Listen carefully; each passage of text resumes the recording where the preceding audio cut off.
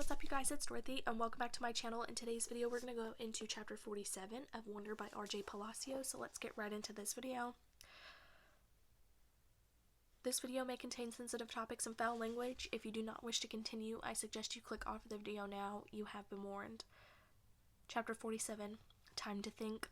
August played up the stomach ache the next day so he wouldn't have to go to school. I admit I felt a little bad for Mom, who was genuinely concerned that he had a stomach bug, but I had promised August I wouldn't tell her about the incident at school. By Sunday he was still determined to not go back to school. "What are you planning on telling Mom and Dad?" I asked him. When he told me this, they said I could quit whenever I wanted to, he said, this while he still focused on a comic book he was reading.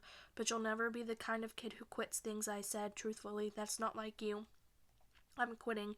"You're going to have to tell Mom and Dad why," I pointed out, pulling the comic book out of his hands so he'd have to look up at me while we were talking. "Then Mom will call a school and everyone will know about it." "Will Jack get in trouble?"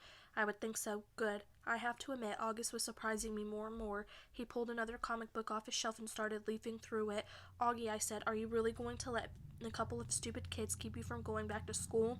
I know you've been enjoying it. Don't give them that power over you. Don't give them the satisfaction." "They have no idea. I even heard them," he explained. "No, I know, but..." "Vi, it's okay. I know what I'm doing. I've made up my mind." "But this is crazy, Augie," I said empathetically, pulling the new comic book away from him too. "You have to go back to school. Everyone hates school sometimes. I hate school sometimes. I hate my friends sometimes. That's just life, Augie.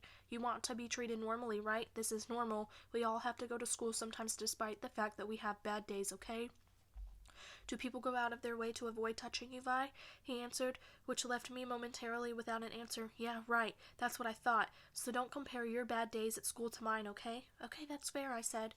"But it's not a contest about whose days suck the most, Augie. The point is we all have to put up with the bad days. Now, unless you want to be treated like a baby the rest of your life or like a kid with special needs, you just have to suck it up and go." He didn't say anything, but I think the last bit was getting to him.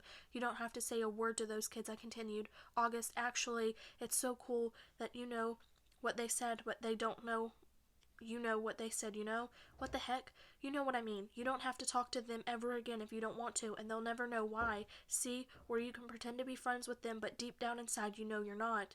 "Is that how you are with Miranda?" he asked. "No," I answered quickly, defensively. "I never faked my feelings with Miranda. So why are you saying I should?" "I'm not. I'm just saying you shouldn't let those little jerks get to you, that's all." "Like Miranda got to you? Why do you keep bringing up Miranda?" I yelled impatiently. "I'm trying to talk to you about your friends. Please keep mine out of it. You're not even friends with her anymore. Why does that have to do with what we're talking about?" The way August was looking at me reminded me of all the dolls' faces. He was just staring at me blankly with his half-closed doll eyes. "She called the other day," he said finally. "What?" I was stunned. "And you didn't tell me?" "She wasn't calling you," he answered, pulling both comic books out of my hands. "She was calling me just to say hi, to see how I was doing. She didn't even know I was going to a real school now. I can't believe you hadn't told her. She said the two of you don't hang out as much anymore, but she wanted me to know she'd always loved me like a big sister." Double stung, flabbergasted, no words formed in my mouth. "Why didn't you tell me?" I said finally. "I don't know," he shrugged, opening the first comic book again. "Well, I'm telling Mom and Dad about Jack will, and if you stop going to school," I answered. "Tushman will probably call you into school and make Jack and those other kids apologize in front of everyone, and everyone will treat you like the kid who should be going to school for kids with special needs. Is that what you want? Because that's what's going to happen. Otherwise, just go back to school and act like nothing happened. Or if you want to confront Jack about it, fine. But either way, if you..." "Fine, fine, fine," he interrupted. "What?" "Fine, I'll go," he yelled, not loudly. "Just stop talking about it already. Can I please read my book now?" "Fine," I answered, turning to leave his room. I thought of something. "Did Miranda say anything else about me?" He looked up from his comic book and looked right into my eyes. "She said to tell you she misses you, quote unquote." I nodded. "Thanks," I said casually, too embarrassed to let him see how happy that made me feel. That is the end of this video. I will see you guys in the next one. Bye.